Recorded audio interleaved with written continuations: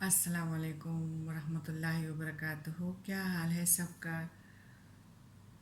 الحمدللہ. شکر ہے کہ آج ہم سورہ عمران کی آیت نمبر 27 پر پہنچ گئے ہیں، اور آج ہم اس کو انشاءاللہ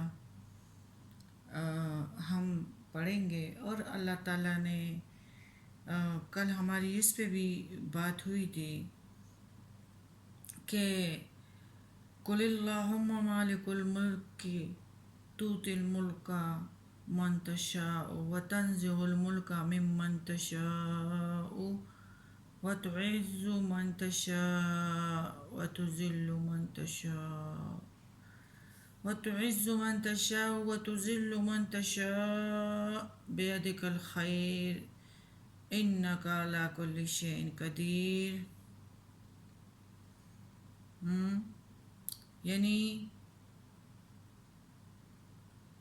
اللہ کے ہاتھ میں صرف خیر ہی خیر ہے، بخلاف شر کے کہ یہ انسان کے اپنے عمل کا بدلہ ہے جو اسے پہنچتا ہے. تو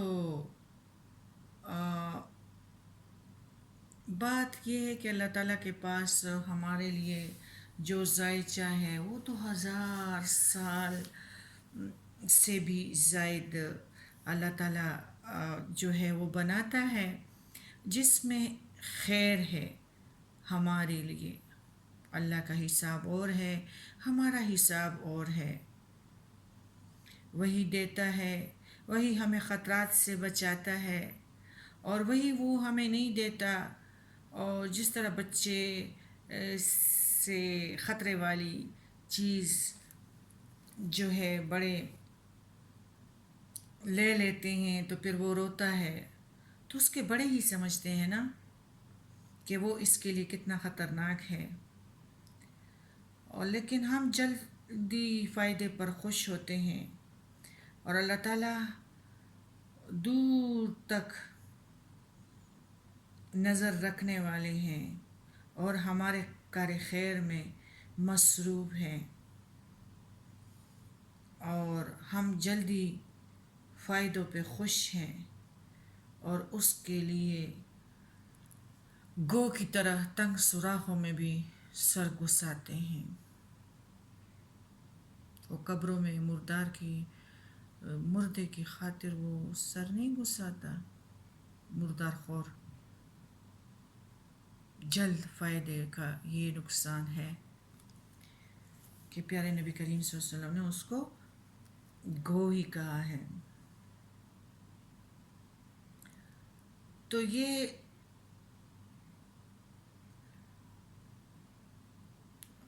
یعنی ان تضاد کے اندر ہی اللہ دنیا کو جو وہ پوری ہو رہی ہے، اللہ کی جو تدبیر ہے وہ تو اللہ تعالیٰ ہی کے نظر کے حساب تو اور ہے، یعنی اور ہماری نظر اور ہے.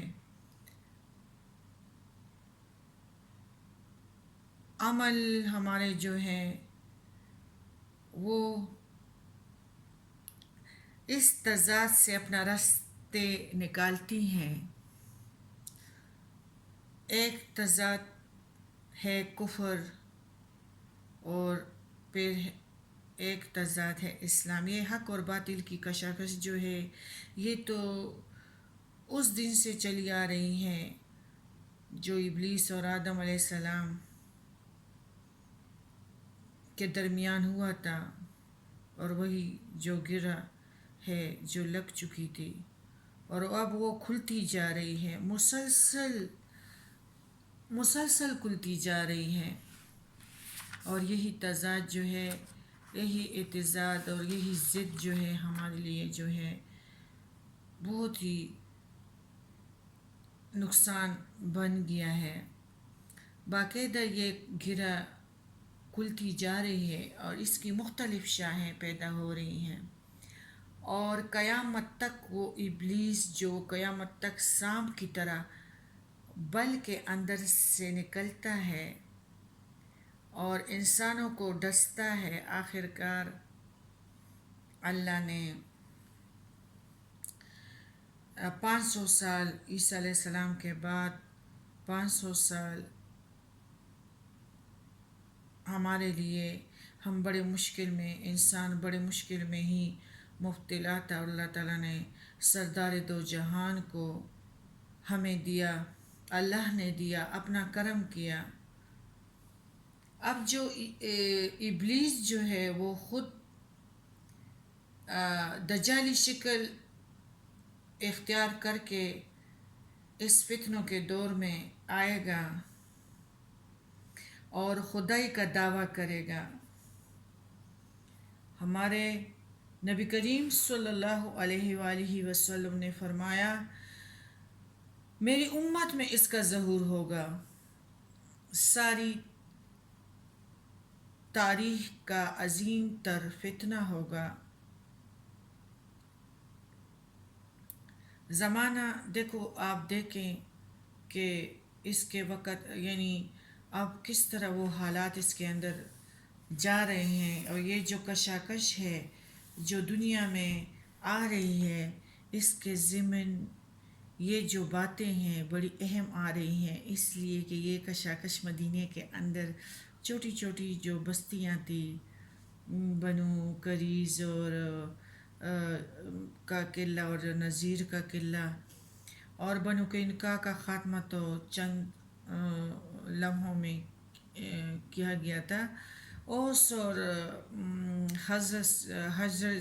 حضرت کے جو چھوٹے چھوٹے قبیلے تھے، محلے ہیں، تو یہ ان کا ایک مجموعہ تھا چھوٹی چھوٹی بستیوں کا مدینہ منورہ میں، اور اس میں جو کشاکش شروع تھی نا، تو یہ والا سسٹم بھی مکے سے شروع تھا۔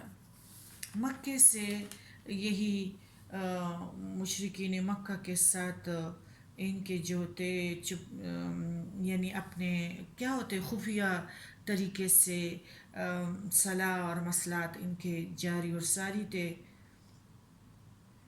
اس کے اعتبار سے چند ہدایات آ رہی ہیں، اور انشاءاللہ ہم پڑھیں گے۔ ابھی ہم پڑھتے ہیں آیت نمبر 27۔ رب اشرح لی صدری ویسر لی امری واحلل عقدۃ من لسانی یفقہوا قولی۔ بسم اللہ الرحمن الرحیم۔ تولج اللیل فی النہار وتولج النہار فی اللیل وتخرج الحی من المیت وتخرج المیت من الحی وترزق من تشاء بغیر حساب۔ تو ہی ہے رات کو دن میں داخل کرتا ہے اور دن کو رات میں لے جاتا ہے۔ تو ہی ہے بے جان سے جاندار پیدا کرتا ہے، اور تو ہی ہے جاندار سے بے جان پیدا کرتا ہے، اور تو ہی ہے کہ جسے چاہتا ہے بے شمار روزی دے دیتا ہے۔ یہ جو یعنی راتوں کو دن میں اور دن کو رات میں داخل کرنے کا موسمی تغیرات ہے۔ راتیں لمبی ہوتی ہیں تو دن چھوٹا ہو جاتا ہے، دوسرے موسم میں اس کے برعکس دن لمبا اور راتیں چھوٹی ہو جاتی ہیں، جس کر آج کل دن جو ہے وہ چھوٹا ہے اور راتیں لمبی ہو گئی ہیں۔ یعنی کبھی رات کا حصہ دن میں اور کبھی دن کا حصہ رات میں داخل کر دیتا ہے، جس سے رات اور دن چھوٹے یا بڑے ہو جاتے ہیں۔ پھر ہے مردے سے زندہ نکالتا ہے، اور پھر مردہ یعنی مردہ نطفے سے انسان، اسی طرح مردہ انڈے سے مرغی، پہلے مرغی پھر زندہ مرغی سے انڈا مردہ، اسی طرح گمراہ کافر بغیر علم کا اسلام کے دائرے میں مسلمان کا اندر ہونا، تو ابھی یعنی اس میں روح نہیں ڈالی گئی، خصوصی محبت، خصوصی تعلق اللہ سے، پیارے نبی سے نہیں جڑ گیا ہے۔ خصوصی تعلق کے بارے میں ہم یہی وہ ہے آیت نمبر 27، لا يتخذ المؤمنون الكافرین اولیاء من دون المؤمنین ومن يفعل ذلك فليس من الله من شيء إلا أن تتقوا منهم تقاته ويحذركم الله نفسه وإلى الله المصير۔ اور مومنوں کو چاہیے کہ ایمان والوں کو چھوڑ کر کافروں کو اپنا دوست نہ بنائیں، اور جو ایسا کرے گا وہ اللہ کی کسی حمایت میں نہیں مگر یہ کہ ان کے شر سے کس طرح بچو مقصود ہو۔ اللہ خود تمہیں اپنی ذات سے ڈرا رہا ہے اور اللہ ہی کی طرف لوٹ کر جانا ہے۔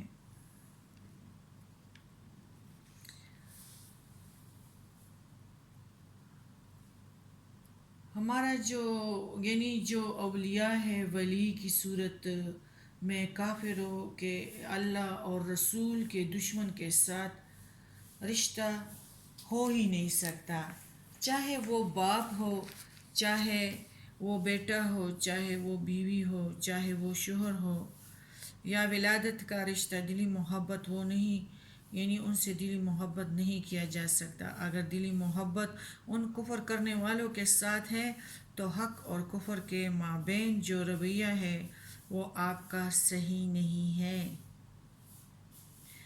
کفر میں آپ نے طاغوت کیا ہو تو ایک کفر کے ساتھ آپ کیسے ہو سکتے ہیں؟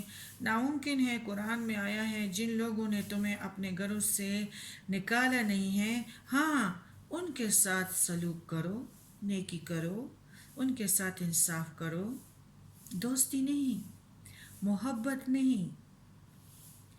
یہ جو ایک دوسرے کے اوپر انحصار کرنا ہے نا، ایک دوسرے سے امیدیں وابستہ اگر رکھنی ہے، ایک دوسرے سے امداد کی توقع اگر رکھنی ہے، ایک دوسرے سے محبت رکھنی ہے، یہ سوائے اہل ایمان کے کسی صاحب ایمان کا دائرہ، کسی کے لیے دائرہ وسیع کرنا صاحب ایمان کے علاوہ، اور کفر والوں کے لیے دائرہ وسیع کرنا ممکن نہیں ہے۔